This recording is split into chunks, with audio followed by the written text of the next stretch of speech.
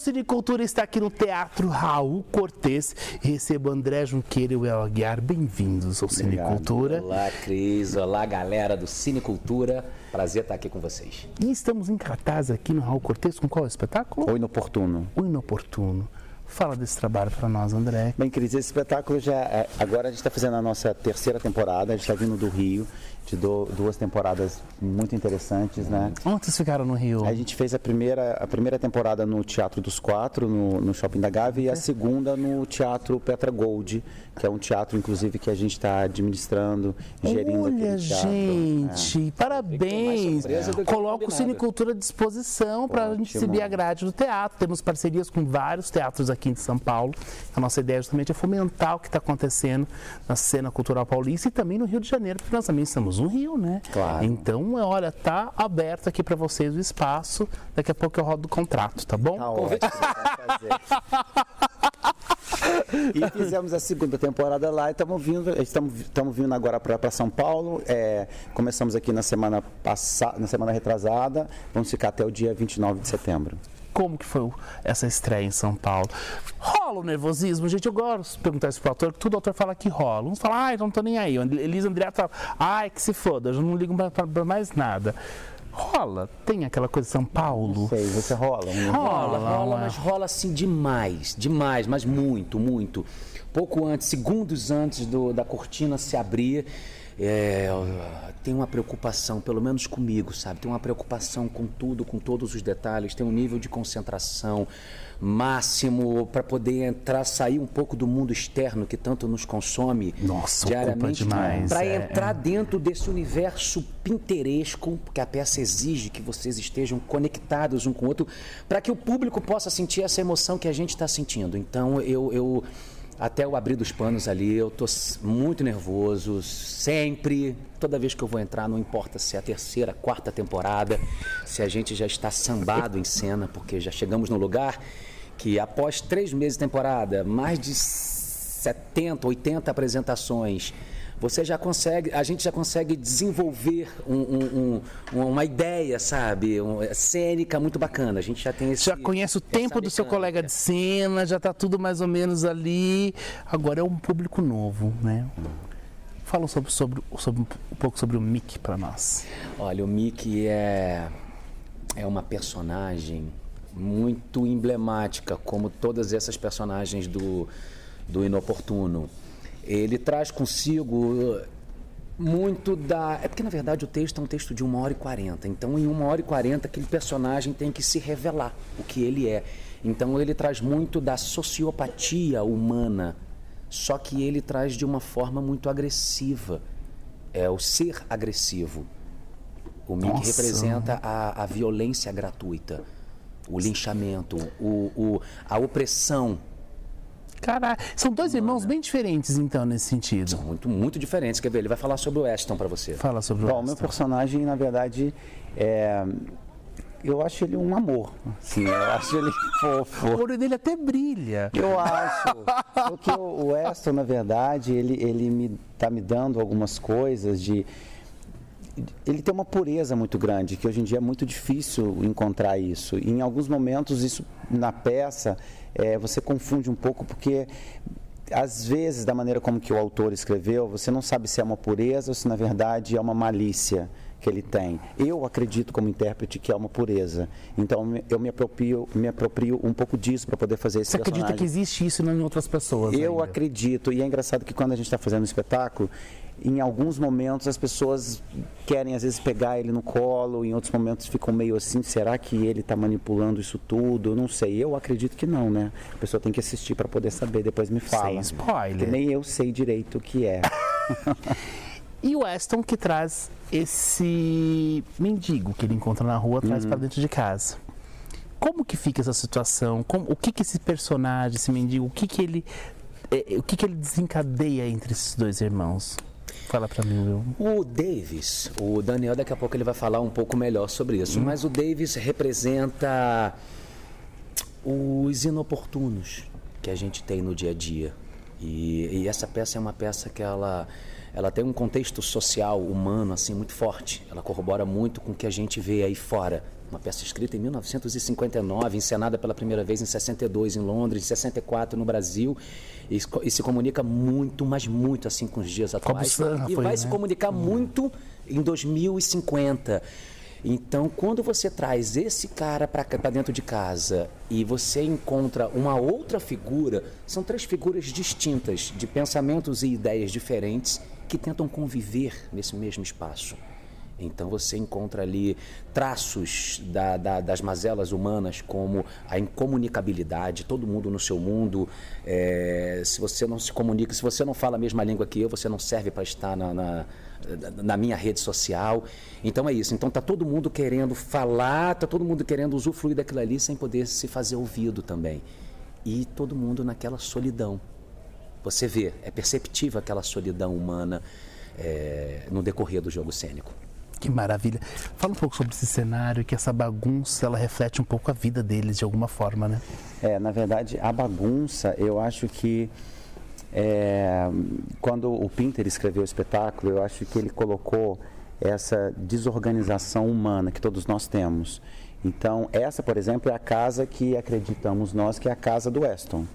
Que ela não está nada arrumada, que ela não está nada pronta e talvez ela nunca ficará pronta.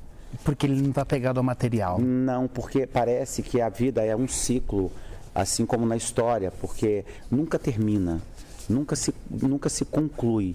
Então, se isso aqui tivesse arrumado um dia, talvez o espetáculo não existisse. Se a vida tivesse muito certa, talvez ela não existisse. Eu acho que a vida é assim, ela é de construção.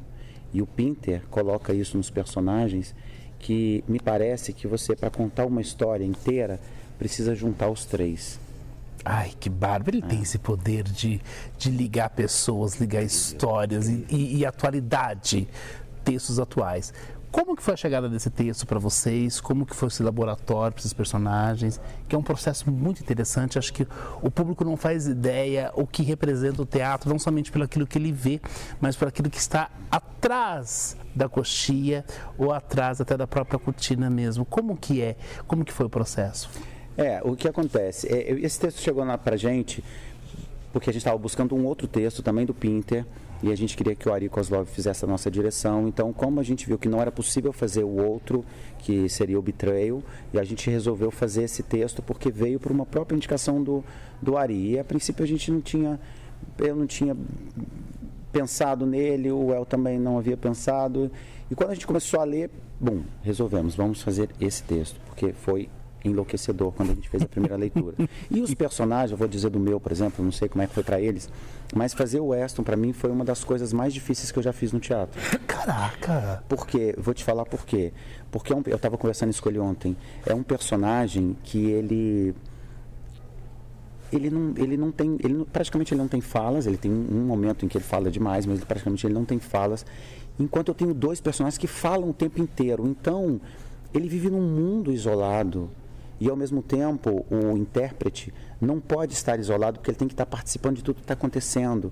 Então, essa dualidade, para quem não vive num teatro, o que eu estou explicando para vocês, é que isso passa a ser um pouco complicado, porque ao mesmo tempo que eu tenho que estar aqui sem ouvir nada, eu tenho que estar ouvindo tudo. Então é uma dificuldade tremenda.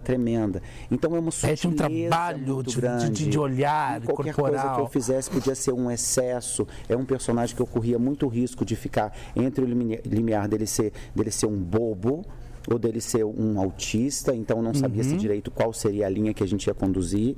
E acredito eu que agora, na 3ª temporada, se você me perguntar, eu vou dizer para você assim, ainda falta mais alguma coisa. Sempre assim, né? Todos os dias que eu venho para cá, ainda sempre falta alguma coisa. Eu sempre preciso colocar mais alguma coisa. E cada dia que eu faço, ele me dá uma nova dica. Eu sinto, você, da forma que ele fala, você vê que o personagem está bem dentro ainda, daquela coisa bem forte, apropriada. Agora, Cris, ainda por esse viés do como esse texto chegou, eu acho que é importante dizer que essa busca poderia durar 3 meses, como poderia durar 3 anos. É um encontro, sabe? Não é vou fazer uma peça de teatro, vamos buscar um texto, não. Não é uma encomenda, né? Ele tem que te provocar. E teatro, para mim, ele tem que provocar de alguma forma. Eu não quero fazer teatro para entreter. Eu quero fazer teatro para atravessar, para fazer refletir. Então, quando essa peça chegou pra gente, nos incomodou. E se nos incomodou, foi o primeiro passo para que a gente possa fazer. E o que é interessante nisso tudo é que na rubrica do autor, onde ele descreve o cenário, ele descreve exatamente o que você está vendo. Cada item desse cenário aqui foi escolhido a dedo. A gente, na verdade, fez um tour pelo Rio de Janeiro, Zona Norte, Zona Sul. Não é um leste, preenchimento oeste, cênico, ele faz parte de tudo isso daqui. Vai percorrendo o espetáculo, você vê que tudo tem função. Tudo tem função. Uma torradeira de 1929, 2 camas de ferro, conforme está na rubrica do texto. E o Marcos Flaxman, que é quem assina o nosso cenário brilhantemente, foi indicado a prêmio no Rio de Janeiro. Ele participou ativamente do início ao fim. Assim como também quero destacar a nossa figurinista, que é a Kika Lopes, a querida Kika Lopes, de tantos filmes, sabe? Presenteou o Brasil, brindou o Brasil com tantas coisas lindas. Ela tive também a oportunidade de cabeça e linda. Trabalhou em cada detalhe do nosso figurino. A luz nossa é do Paulinho César Medeiros, o mago da luz, sabe? Então, a dedicação dele. Ou seja, eu acho que fazer uma peça de teatro, eu venho pensando nisso há algum tempo, é como abrir uma empresa.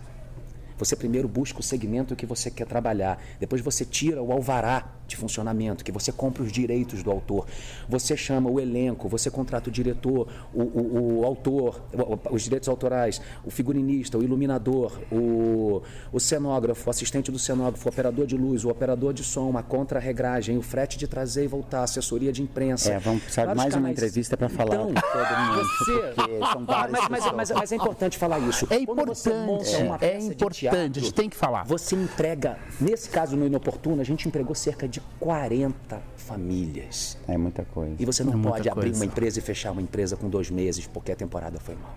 Então a gente tem que ir ao teatro, tem que apoiar a cultura, tem que ajudar para que isso aqui não morra em momentos tão obscuros que a gente está vivendo.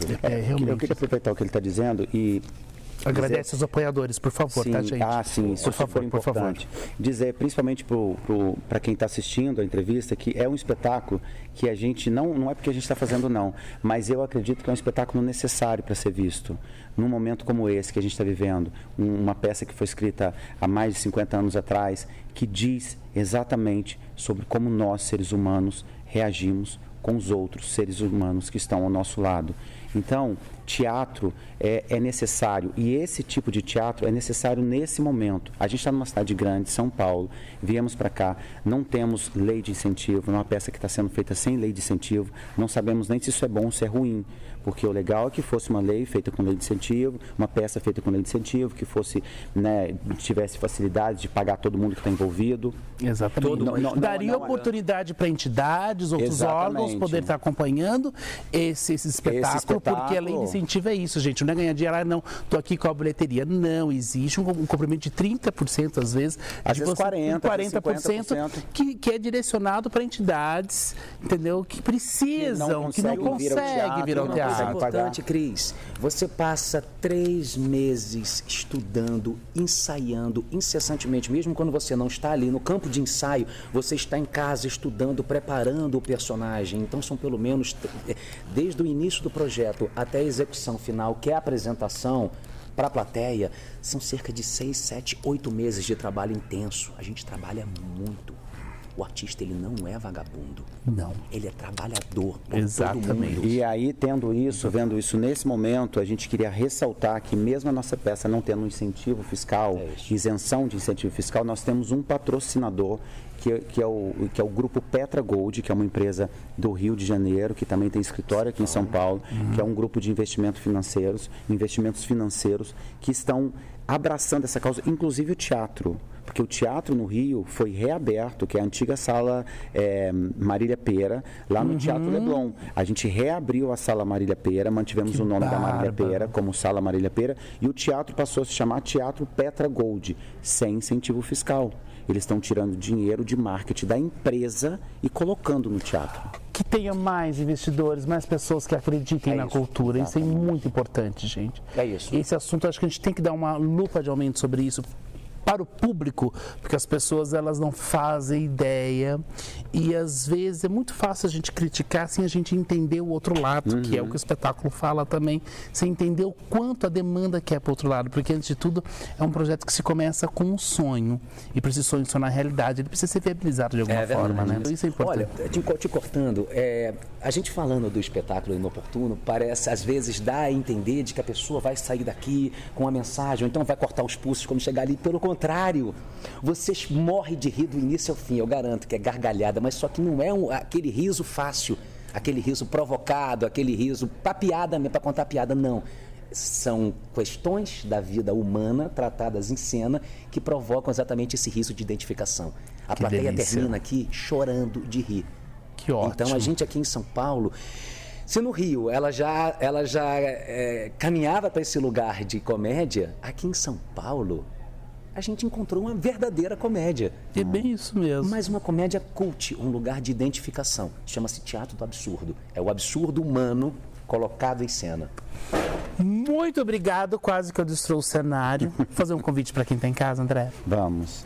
Olha, o Inoportuno no Teatro Raul Cortez, todas as sextas, sábados e domingos. Sextas às 21h30, sábado às 21h e domingo às 19h. Tem uma coisa super interessante que a gente está fazendo agora. Aos domingos, até o final da temporada, após o espetáculo, nós fazemos um debate. A gente volta para cá, eu, o El e o Daniel, sentamos aqui no palco e conversamos com a plateia sobre o espetáculo. Venham assistir. A gente conta a novidade ou não conta? Conta! A gente conta. Conta, não sacaneia. Primeira mão, olha, atenção, hein? Cris, vocês têm o privilégio de saber em primeira mão. Fala! Eu vou deixar meu irmão. Fala. No dia 7 de setembro, aqui nesse teatro, a gente vai estrear um segundo espetáculo que se chama Crimes Delicados. Olha! É o mesmo elenco. Só. É o mesmo elenco. Texto também do Teatro do Absurdo, um texto fantástico do José Antônio de Souza. Estaremos aqui, faremos uma sessão às 7h e outra sessão às 21h. Crimes Delicados. Crimes Delicados, com o El Aguiar, André Junqueira e Daniel Dantas. Uma comédia hilária. Não percam. Obrigado, merda. Prazer estar com vocês aqui. Obrigado.